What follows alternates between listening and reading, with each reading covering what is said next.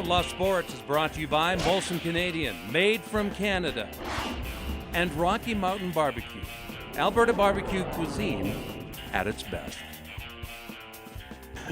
Grey Cup is upon us this weekend. BC Lions taking the easiest way possible there, sitting on the couch, winning, and they basically were sitting on the couch the way they manhandled the Edmonton Eskimos. I think the Stampeders could have given BC a better game, but now we have the Lions against the Winnipeg Blue Bombers. I really like the matchup defensively for the Bombers against them. That's going to be an interesting battle, but I just don't think that offense can do anything against BC's defense. Well, and it's the run game that's key to the Winnipeg offense, and will Chris Garrett be able to get through and bounce through that first level of attack the way he has against the Hamilton Tiger Cats?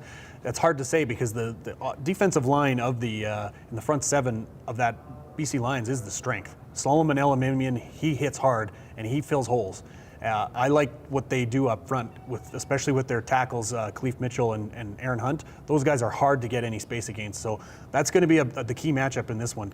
I don't think Chris Garrett's going to be running for 190 yards against the BC Lions, but will he get them enough efficiency that they can keep that line offense off the field? That is going to be fun to watch. Travis Lulay against the secondary, the guys that really ball hawk for the Bombers.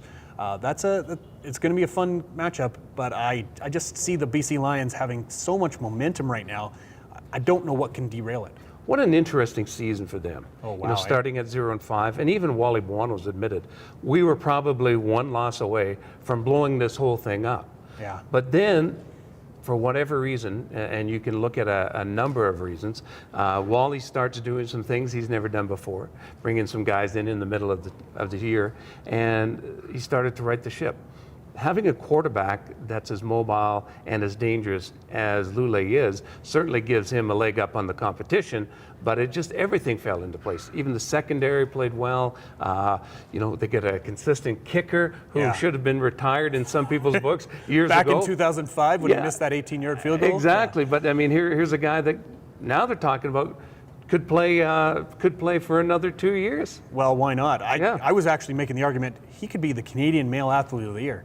Think about it. Or the guy that he beat out in Montreal could be the top Canadian in the CFL, could he not? He just feels automatic whenever he steps up there. You just have no qualms about him kicking a 45-yarder or a 46-yarder.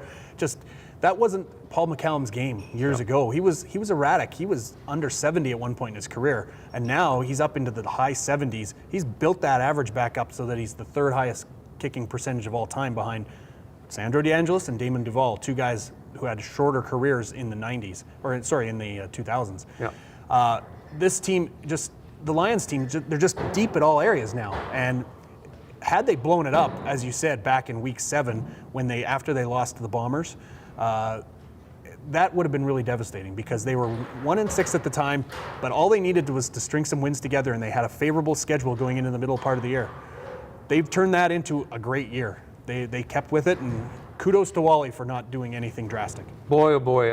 And why is the rest of the CFL? The rest of the CFL has to get blamed for letting them get Arlen Bruce for nothing. Yeah. Because that was and they had got Tad Cornegay for nothing. Yeah. Those guys clearly could have helped any other team. And the rest of the CFL let the BC Lions take them. Well, why did they let their teams let them go? Why did Saskatchewan? I mean, they needed help desperately. Right. But that was the old regime, and they were trying to figure out what they were doing. They were playing Tad Cornegay at a wide side corner position he wasn't suited for. Yeah. He's more of a halfback. Sure. And they let him go, and because of financial reasons, they tried to free some money up. Same with Arlen Bruce. Hamilton let him go because they didn't have the quarterback capable of getting him the ball anymore, and he wasn't going to be one of their better receivers because his initial speed isn't there, but he finds holes. So they let him go, big salary. The Lions keep taking that on and make a run. It all pays off in the end. Wally's got him working. I mean, you got to give a tip of the hat to Wally. I mean, as we said before, if it was this easy, everyone would do it, right? Exactly. And that's what's cool about him. He's always in the hunt. He's had some bad years. Last year, the start. This year, the start. And he just kind of finds ways to win, doesn't he? Well, and I like the fact that everybody's talking about his 500 record in divisional finals, except that he's been in 16 of them, or 18 of them. Yeah, 18 of them. Yeah. Well, you start to scratch 18 out of 23 years that he's coaching. That's a pretty good percentage, Yeah. right? That's every year you got a chance to go to the Grey Cup. And half the time that he's gone to the divisional final, he goes to the Grey Cup, and half the time he wins that. So, it's not bad to have a 500 record when you get into the playoffs like that. Let me ask you this. Do you think Wally Buono will be remembered for his days as the boss here or his days as a boss in BC?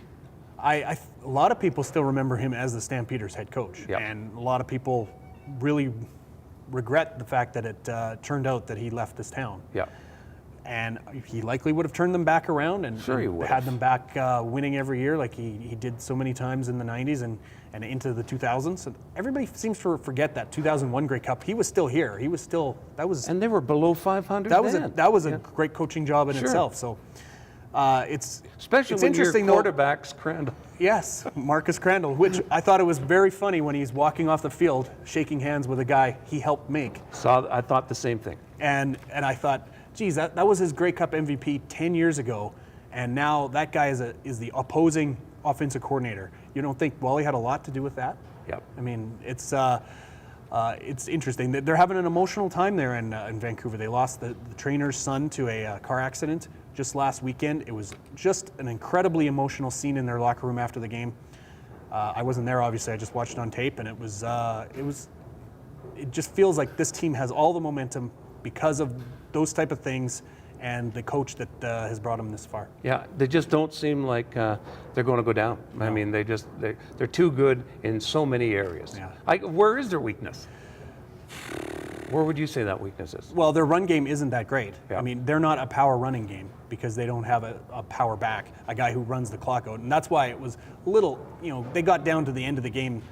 There was no chance that they were going to let the Eskimos come back. Yeah. But, if they had a running game where they just pounded the ball 6 yards at a time, they probably would have run the clock out easier. Tired of Not going that's to gonna be Redneck much of an Barbecue? effect if they have a Well, big you lead better again. call Rocky Mountain Barbecue. Alberta barbecue cuisine at its best. Great tasting food, clean and efficient service. Check us out online or call Rocky Mountain Barbecue.